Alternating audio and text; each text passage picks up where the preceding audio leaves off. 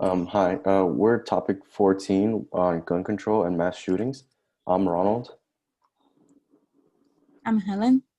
And I am John.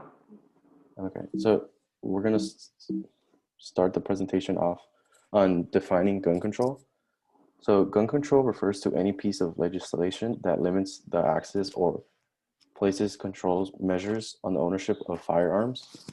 So two facts on gun control are, according to the Centers of Disease and Control Prevention, around 33,000 Americans die from wounds caused by guns each year. The Pew Research Center in 2009 also shows that 60% of the citizens believe that there should be stricter gun control laws, while 11% thought that they should be less strict. So the importance of this is there's many debates surrounding gun control and regulations, and it's always been like a controversial topic. People believe that gun control should be tightened, and restrictions around the sale of guns should be also tightened and more strict. On the other side of the argument, there are some that argue that they have a constitutional right to bear arms solely based on the Second Amendment. There are groups like the NRA, which support firearm owners and manufacturers and also contribute to political campaigns fighting against gun control. So the Second Amendment, so defining the Second Amendment, it's always been like a weird topic because no one really knows like the meaning and purpose behind it. So defining the Second Amendment, like based on the, the U.S. Constitution, it says that a well-regulated militia being necessary to secure of the free state, the right of the people to keep and bear arms shall not be infringed. So according to the amendment, the well-regulated militias were subject to state requirements which included training and periodic military training. In fear that the federal government would use its power to force its own will on states, the authors of the Second Amendment intended to protect the state's militias' right to bear arms. Gun rights proponents argue that the Second Amendment guarantees a personal right to keep and bear arms. They state that the amendment protects the general population who at the time was considered as a part of the general militia when the amendment was written. So one case that I will be talking about is DC versus Heller, which was argued in 2008. DC had laws restricting gun ownership unless it was under a 1-year license, which you would have to go to the commissioner to get that license. They required guns to be kept at home in a safe place. So Dick Heller challenged the laws under the Second Amendment because he wanted to take his gun out of the city, but under the laws he couldn't do that. So he decided to take it to court. So the 5-justice majority said that the laws unduly restrict an individual's right to possess and carry arms in case of confrontation. Handguns are commonly used like in self-protection, and the home is particularly in need of protection. So it came down to interpreting the Second Amendment. So in the Second Amendment says a well-regulated militia being necessary to the security of a free state, the right of the people to keep and bear arms shall not be infringed. So the conservative and liberal justice disagreed on, one, who deserved guns for self-protection, and two, what government limits are acceptable.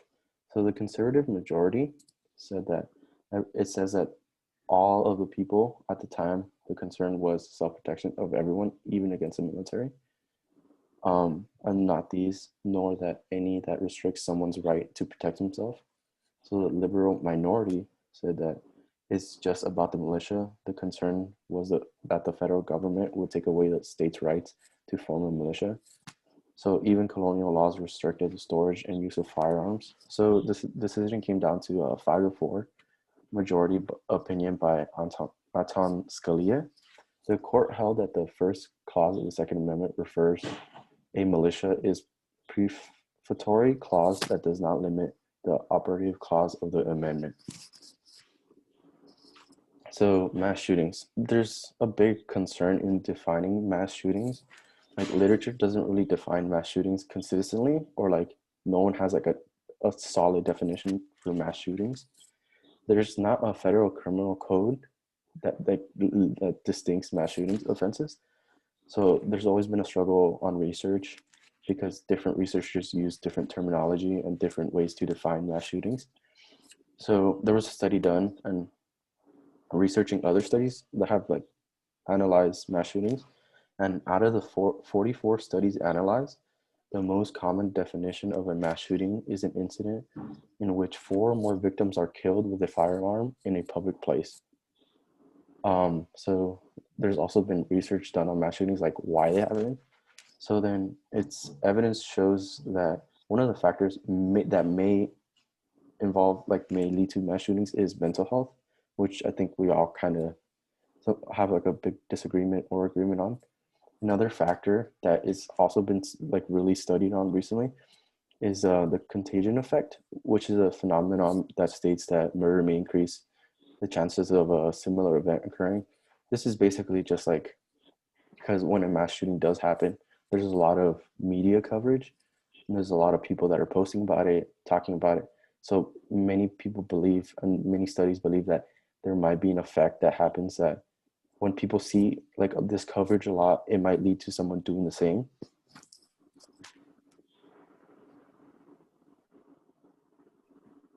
Mass shootings in the United States have been increasing every year since 2010. President Obama passed a bill with the Social Security Office, which required them to report the name of the person who are mentally disabled to federal agencies that control gun check backgrounds.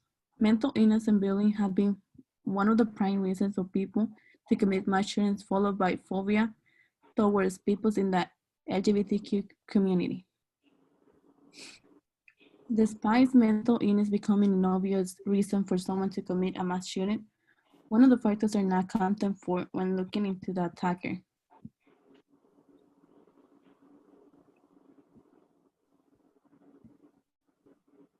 The ALEX organization is the American Legislative Exchange Council and the American's largest nonpartisan voluntary membership organization of state legislators dedicated to the principle of limited government, free markets, and federalism.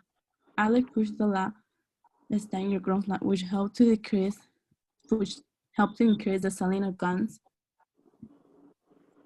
The law gave people the right to take justice in their own hands. A stand ground law, sometimes also called the line stand or not dirty retreat, allows people to use force and or deadly force to prevent an intruder from entering their houses. The official description for this law passed in 2005, Florida, when passing the law, has related to causal doctrine, has the stand your ground law says a person who is engaged in an unlawful activity and who is attacked in any other place where he or she has the right to not duty to retrieve and has the right to stand his or her ground and meet force with force, including deadly force, if he or she reasonably believes it is necessary to do so, prevent death or great bodily harm to himself or herself, or another, or prevent the commission of a forcibly felony. According to Every Town for Gun Check Control, these laws are associated with increasing homicides and injuries across different demographics and neighborhoods, while disproportionately impacting communities of color. They encourage the escalation of violence in situations and do not deter crime. Lawmakers should put safety of these constituents first and reject dangerous as stand your ground proposals. Some of the stand your ground cases have been avoided by one side of the victim retreating, but they choose not to, even when the law states that if by any means the use of force can be avoided, then they must be.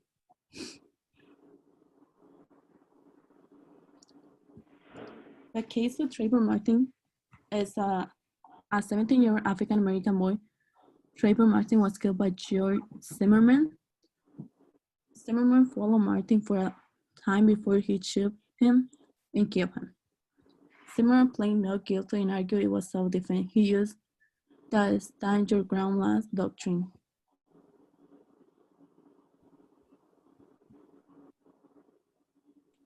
Some of the reasons why people think your, the standard ground laws have flaws in the state. Under traditional self-defense law, a person can use force to defend themselves anywhere, but when they are outside their home, they cannot use force likely to kill or seriously injure someone is if there is a safer way to avoid it. Traditional self-defense gives people the right to protect themselves while recognizing that it is always best to avoid killing someone if possible. Traditional self-defense does not require a person to retreat for a situation if doing so would put them in danger. It only requires a person to avoid killing another person if there is a clear and safer way to do so. In this way, traditional law respects both a person's right to self-defense and the sancti- sanctity of human life. It recognizes that it's always better to avoid taking a life if there is a safer and clear alternative.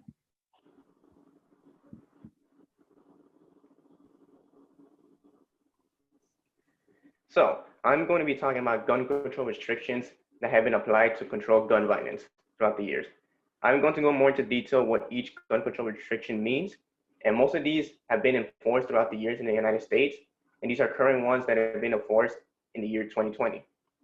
So to start off with the first restriction to control gun violence, is there a minimum age to purchase firearms? Yes.